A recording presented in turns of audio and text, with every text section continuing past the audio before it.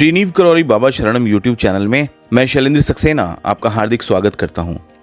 परम पूज्य गुरुदेव श्रीनीव करौरी बाबा जी महाराज के लीला वर्णन की श्रृंखला में अगले कुछ अंक आधारित हैं ऐसे प्रसंगों पर जहां चिकित्सा विज्ञान असमर्थ था।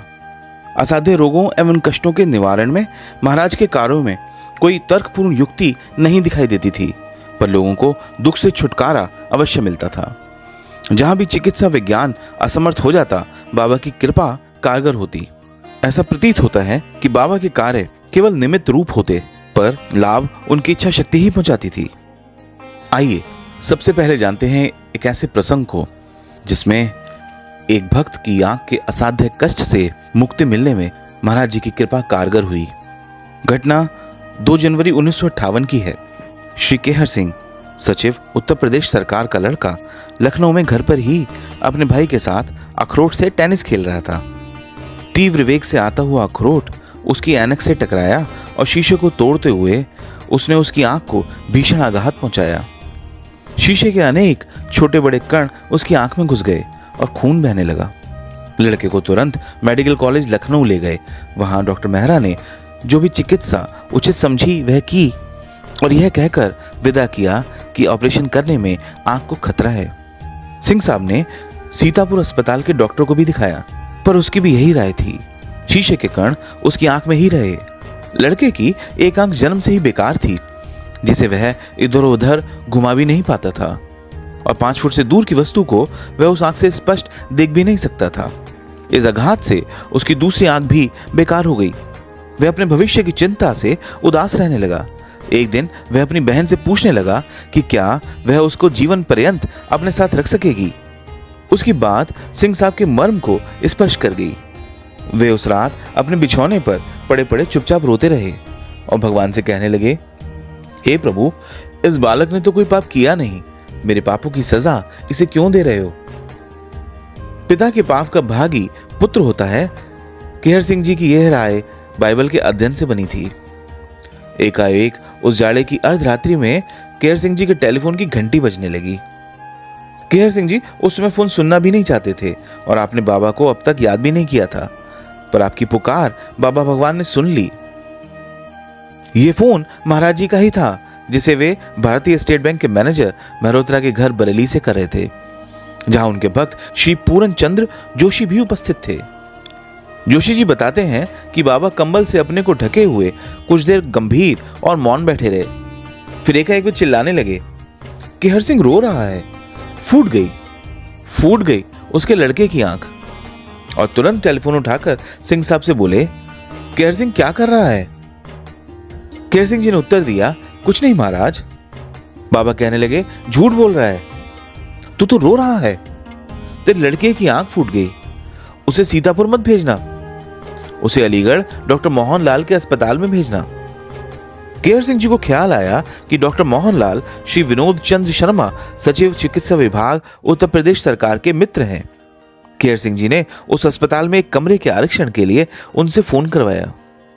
डॉक्टर मोहनलाल बोले, केहर सिंह कैसा आदमी है, कमरा 3 दिन से आरक्षित है और खाली पड़ा है, मरीज को भेज ही नहीं रहा है।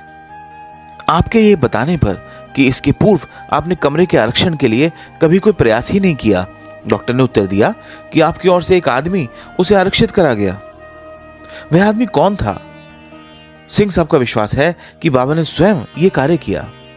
उस दिन रात की गाड़ी से सिंह साहब ने अपनी पत्नी और लड़के को भतीजे के साथ अलीगढ़ भेज दिया, जिनका स्वागत स्टेशन पर डॉक्टर ने स्वयं किया।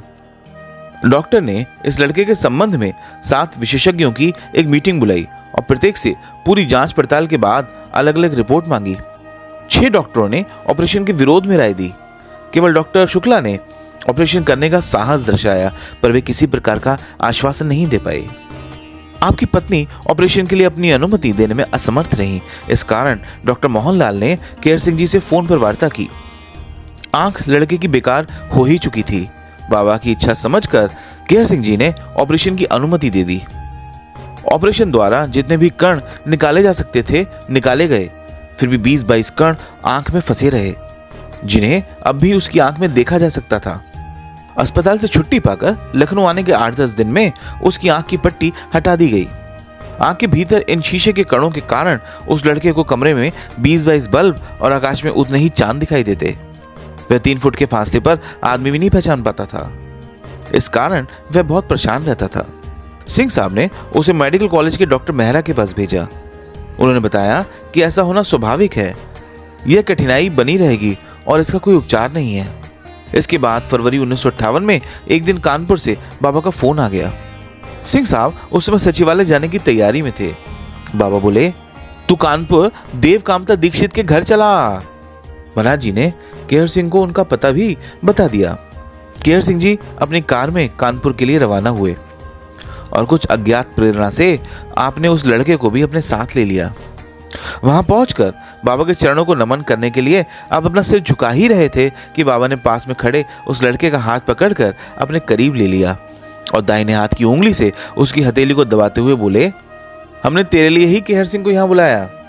सिंह साहब नमन कर उठे ही थे कि बाबा ने उन्हें काम पर जाने का आदेश दे तुरंत विदा कर दिया।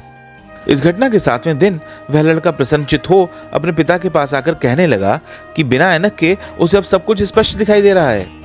सिंह साहब ने उससे किताब पढ़वाई और वह पढ़ने लगा। उसकी आंख में न ही किसी प्रकार की विकृति थी, न भद्दापन, ऑपरेशन के निशान भी नहीं दिखाई दे रहे थे।